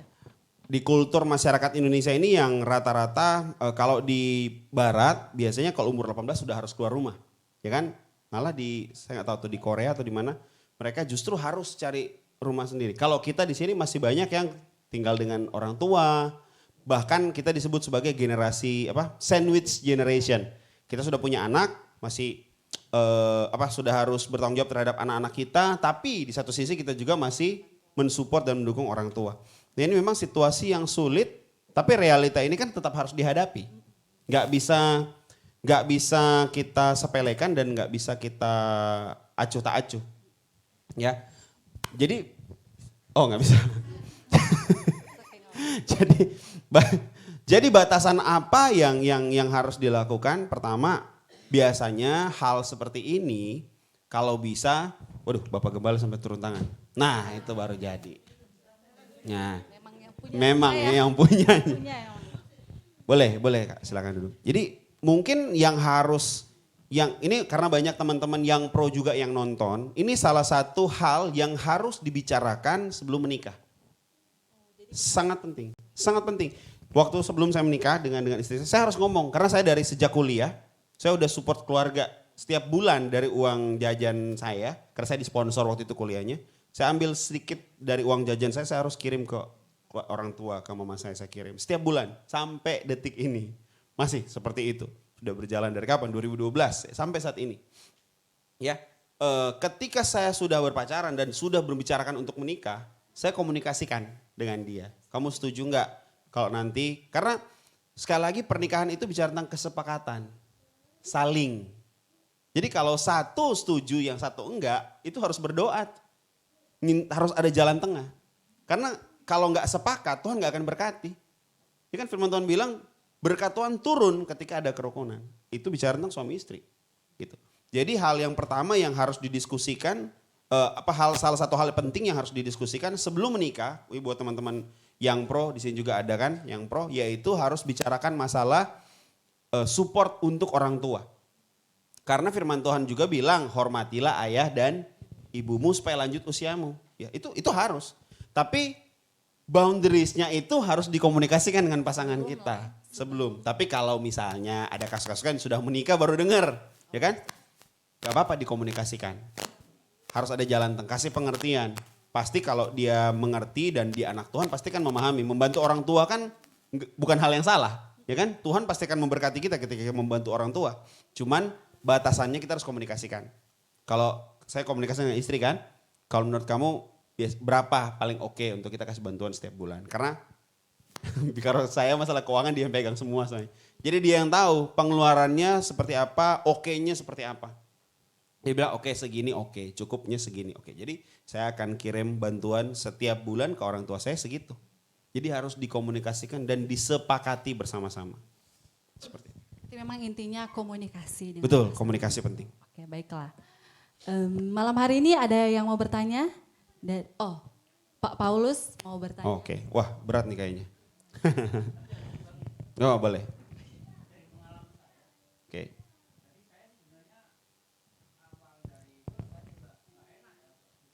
Itu.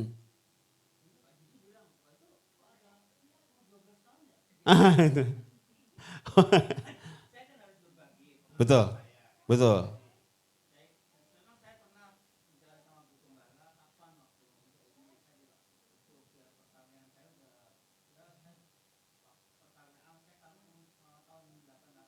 Nggak, saya belum lahir. Iya, betul.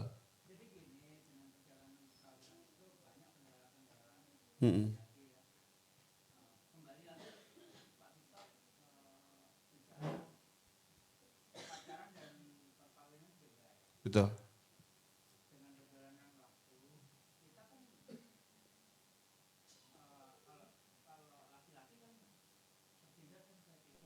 Kalau wanita kan perasaan ya. Betul. Oh iya. Pada umumnya seperti itu. Iya gitu. Sekalipun nggak semua begitu. Iya Tapi itu pada ya. umumnya gitu. Nah dengan berjalannya waktu kita kan punya ego masing-masing ya. Ego itu kepanjangan kan easy going. Nah itu dengan kita punya prinsip beda, dengan latar pendidikan beda dari apa semua. Nah dengan berjalannya waktu terjadilah benturan lah. Setelah pernikahan baru tahu oh begini, oh begitu ya. Cuman dari bisikan saya pernah dapat bisikan ya dari ya pokoknya dengar apa saya ini beli kucing dalam karung. Nah kebetulan itu kan. Tapi Tuhan bicara itu jodohmu. Pak Gembala juga bilang itu jalan salib harus kamu tempuh ya kan. Nah, terus Jalan salib. Okay. dengan kejadian-kejadian itu kan mau nggak mau kan kita harus jalani. Yeah. Nah terus dengan itu berlangsung. Saya kadang-kadang gini, ini kita menikah berdasarkan kasih kan ya. Jangan kasih itu nanti karena istri atau suami itu kan di apa tugasnya sebagai penolong kan, bukan pendakwah. Yeah. Nah, kalau pendakwah terjadilah dari kasih jadi kasus. Nah, ya kan? Karena kasih kepanjangannya kan saling tuding. Kamu sih. Nah, ya kan? Gitu kan? Jadi bukan kasih itu kan namanya kan. Nah, itu yang pengalaman saya. Untuk ini kan sampai saat itu masih itu udah bumbu-bumbu dalam pernikahan begitulah wajar ya. Kalau kita nggak istilahnya nggak tanggapin lah tadi itu kan pakai time out segala itu kan. Nah, itu kan itu bisa. Nah, kesimpulan saya akan tanyakan dari perjalanan perkawinan sekarang keluarga muda sampai keluarga senior seperti saya itu apakah itu tidak bisa di random ataukah itu memang terjadi dalam semua perkawinan ya, semua pasangan untuk mengatasinya bagaimana gitu loh. Gitu Pak. Sorry. Supaya untuk generasi penerus kita, anak kita itu istilahnya jangan trauma ya dengan kejadian ini gitu loh. Jadi kadang kan kita kan ya tadi itu lost control kan. Nah itu mau nggak mau ada yang terdengar dengan anak kita, apalagi anak kita udah bertumbuh remaja apa segala itu kan pengaruh. Nah, untuk mengatasinya bagaimana Pak Victor? Itu Sorry, aja. saya mau perjelas. Yang diatasi itu apa? Tadi ya, konflik tadi ya? Akibat dari konflik itu salah satunya gitu. Itu kan jadi mereka kan besok-besok apakah kita seperti ini gitu lah. Oh, Kadang-kadang kita kan lost control gitu, gitu ya. Kadang-kadang gitu. Ya. Itu yang Memang pernikahan orang tua itu menjadi gambaran anak untuk pernikahan di masa depan. Makanya banyak sekali anak-anak remaja sekarang nggak mau menikah karena mereka melihat orang tuanya. Gitu. Tapi bukan berarti kita mendukung yang namanya tidak menikah karena alasan-alasan seperti itu. Karena firman Tuhan bilang tadi, Tuhan memandang pernikahan itu baik, bahkan sangat amat baik. Nah, cuman bagaimana kita menjalani pernikahan itu? Kita harus menyadari pasangan kita bukan pasangan yang sempurna. Kita pun bukan pasangan yang sempurna. Ketika kita mengimpikan pernikahan yang sempurna dan kita masuk dalam pernikahan itu sebagai salah satu pasangannya, maka pernikahan itu tidak akan menjadi sempurna lagi. Karena kita tidak sempurna, gitu ya. Jadi itu dulu yang harus kita pahami. Pernikahan kita bukan pasangan yang sempurna.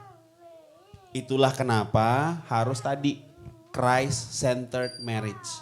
Ketika ada Kristus di tengahnya, maka segalanya kita bermulanya dari situ. Kalau menurut firman Tuhan benar nggak yang saya lakukan? Jadi ada tolak ukur. Jadi kekristenan itu bukan cuma sekedar mengajarkan, bukan cuma sekedar hukum ya dan tidak. Tapi sebenarnya kekristenan firman Tuhan ini menuntun kita bahkan dalam pernikahan kita setiap hari. Jadi firman Tuhan bilang ini oke atau enggak ya untuk saya lakukan. Jadi ada tolak ukur firman Tuhan. Firman itu pelita bagi kakiku dan terang bagi jalanku kan firman Tuhan bilang. Jadi firman Tuhan itu tolak ukur dan arah. Kalau dalam terjemahan bahasa Inggris dia bilang yang menjadi pengarah, yang menjadi lampu untuk kita melihat langkah-langkah yang harus kita ambil. Makanya ketika kita bertumbuh di dalam Tuhan, kita pun akan semakin dekat satu sama yang lain. Harapannya konflik-konflik yang tidak sehat semakin hari semakin tidak banyak. Bukannya langsung instan gak ada konflik lagi, itu gak mungkin. Selama kita masih hidup pasti akan ada konflik. Cuman bagaimana kita membuat konflik itu menjadi healthy konflik. Konflik yang justru membuat kita bertumbuh. Seperti itu. Oke, terima Sama-sama. kasih Pak Paulus untuk pertanyaan malam hari ini. Dan sekarang masih diberikan kesempatan satu pertanyaan lagi. Yang di online adakah yang mau bertanya? Ada ya? Ada online mungkin Oke. teman-teman YP. Boleh.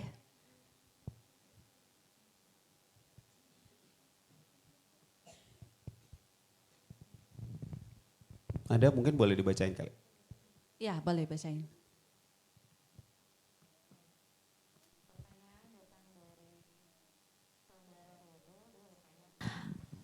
Apakah betul Tuhan merancangkan pernikahan untuk menjadikan pasangan kudus daripada menjadikan pasangan bahagia?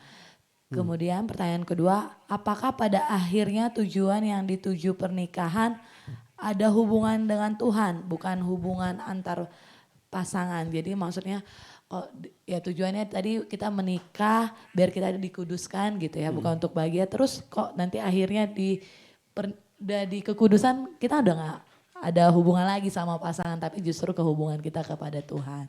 Oke. Dan bagaimana mengubah pernikahan yang sudah lelah menjadi hubungan yang dipenuhi rasa kagum dan hormat antar pasangan. Haleluya. Banyak ya, ini satu orang yang nanya. Redo. Oke. Awas aja dia udah nanya begini terus gak nikah ya. Di tahun ini atau tahun depan. Oke. Pertanyaan yang pertama tadi jawabannya ya. Karena kita menikah bukan untuk bahagia. Bahagia bukan tujuan dari pernikahan. Pernikahan itu tujuan bahagia itu versi dunia. Kalau saya mau tanya satu-satu sekarang. Setiap hari bahagia gak kita menikah? Amin. Tapi kenyataannya gak setiap hari kita bahagia. Ada konflik terjadi. Ya makanya bahagia bukan tujuan dari pernikahan. Tujuan dari pernikahan supaya kita menjadi kudus. Itu benar. Benar. Jadi tujuan dari kita menikah, tadi kan contohnya yang di slide berapa tuh? Yang setelah healthy marriage, di situ kan ada triangle-nya. Dimana ketika kita semakin kudus, semakin mendekat kepada Tuhan, semakin kudus. Semakin kudus, kita juga semakin intim satu sama yang lain. Jadi bukan berarti kita semakin kudus, semakin dekat dengan Tuhan, terus semakin kita tidak terkoneksi dengan pasangan kita. Salah. Semakin kita dekat dengan Tuhan, semakin kita terkoneksi dengan pasangan kita. Kalau kita semakin rajin melayani, semakin dekat ke Tuhan, tapi semakin jauh dengan pasangan kita, itu harus dipertanyakan. Tuhan siapa yang dilayani? Ya, atau pelayanannya melayani siapa? Karena kalau pelayanannya melayani Tuhan, memuliakan Tuhan, pasti hubungannya pun akan semakin dekat satu sama yang lain. Pasti terjadi seperti itu. Karena firman Tuhan bilang seperti itu. Menggambarkan Kristus dan jemaatnya. Yang ketiga tadi Kak, sorry tadi apa pertanyaan? Pernikahan yang lelah ya. Oh, Iya, pernikahan yang bagaimana, lelah. Ya, pernikahan yang lelah menjadi kagum. Kembali Ya. lagi.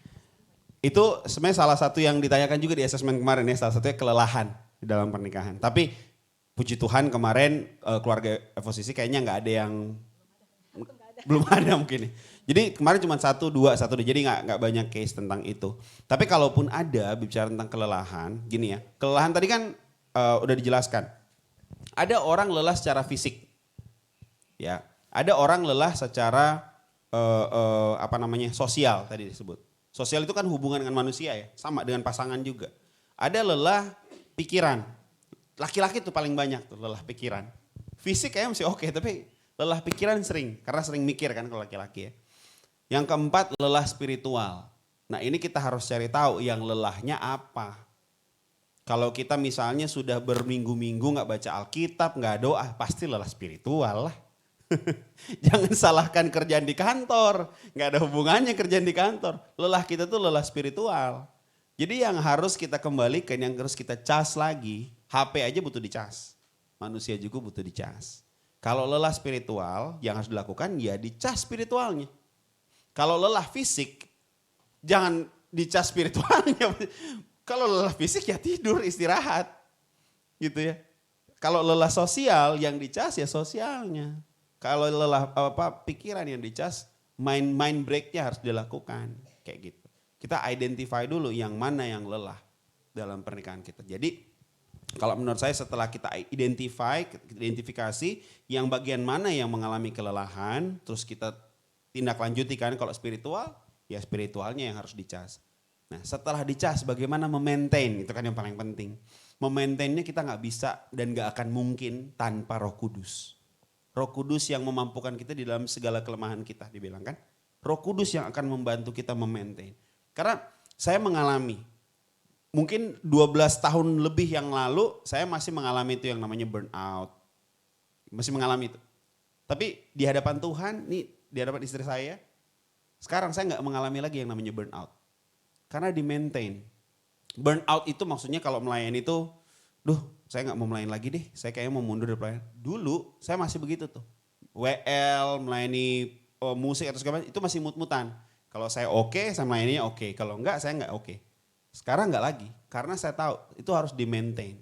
Enggak ada hubungannya dengan pekerjaan kita sibuk, kita lagi capek pikiran, capek perasaan. Karena kita maintain kelelahan itu, makanya butuh rest tadi. Makanya rest penting sih, istirahat penting. Istirahat tadi ya, physical rest, istirahat pikiran, istirahat sosial, dan juga istirahat spiritual atau kerohanian. Mudah-mudahan bisa menjawab. Oh ada lagi? Oh ada lagi. Pertanyaan selanjutnya dari online. Tips buat ngobrolin hal yang sensitif atau berat. Karena ternyata ngomongin sesuatu yang sensitif kadang-kadang suka berujung gak enakan dan menimbulkan masalah baru. Dia minta tips.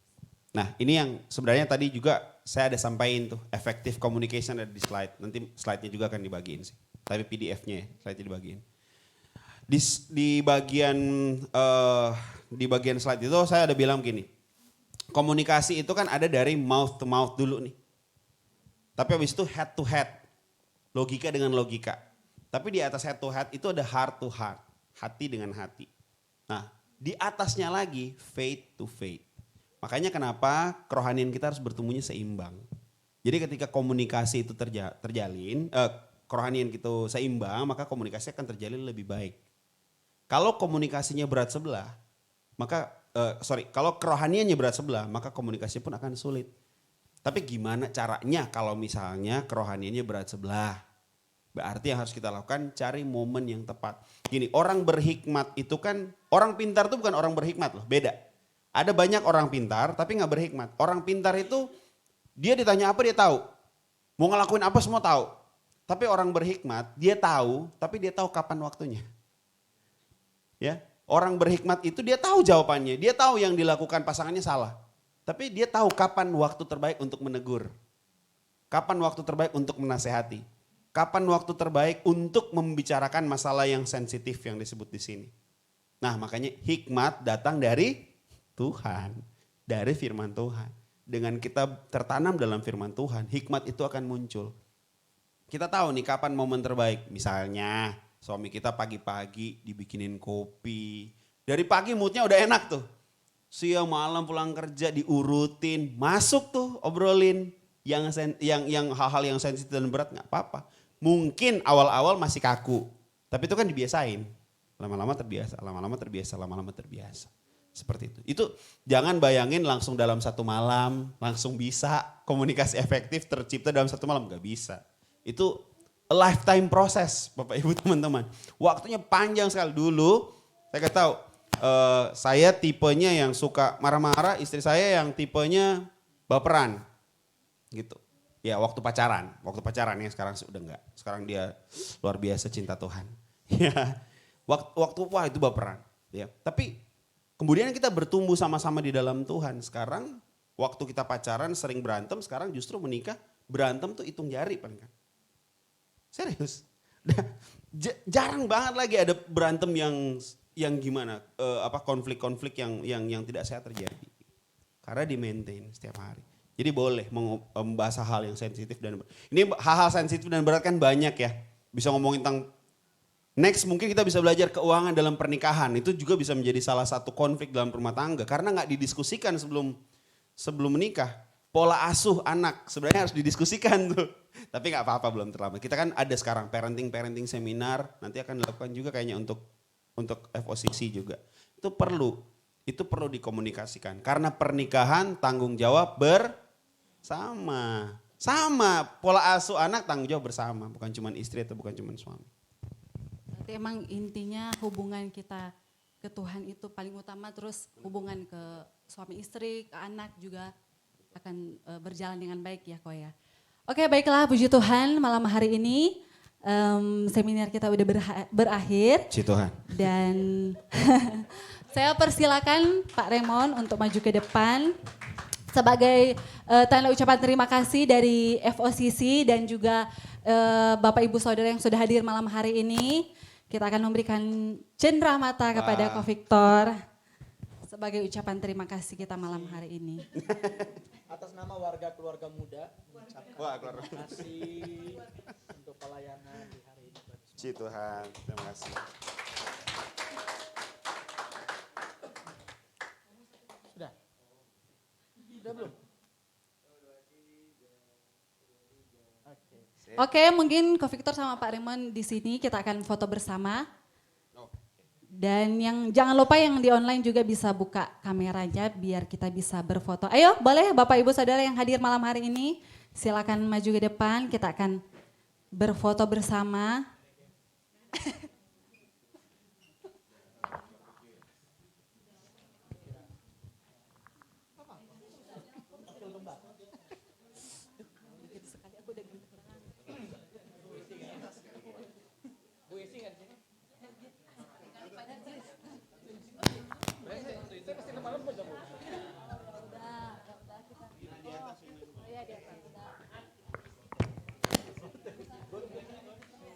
Oh lagi merapat lagi. Di belakang ke merapat lagi. Oh di bawah aja boleh yang lain ya kayaknya.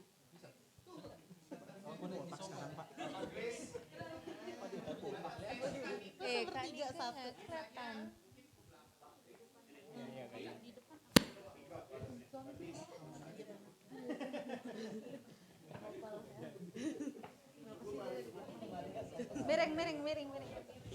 Jangan dorong-dorong saya, nanti kesenggol. Tante udah.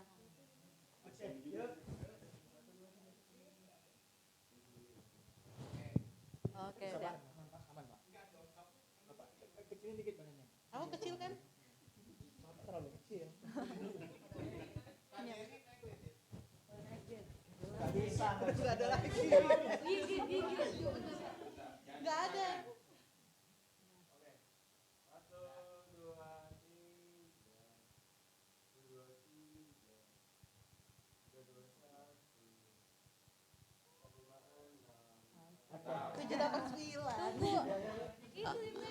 Oke, boleh kembali ke tempat duduknya masing-masing.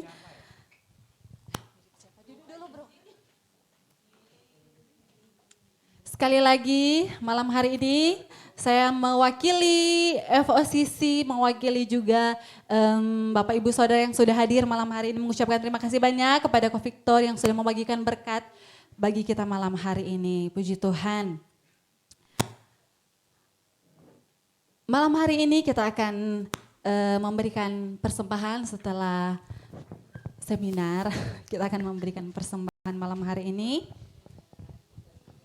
Sebelum kita memberi persembahan dan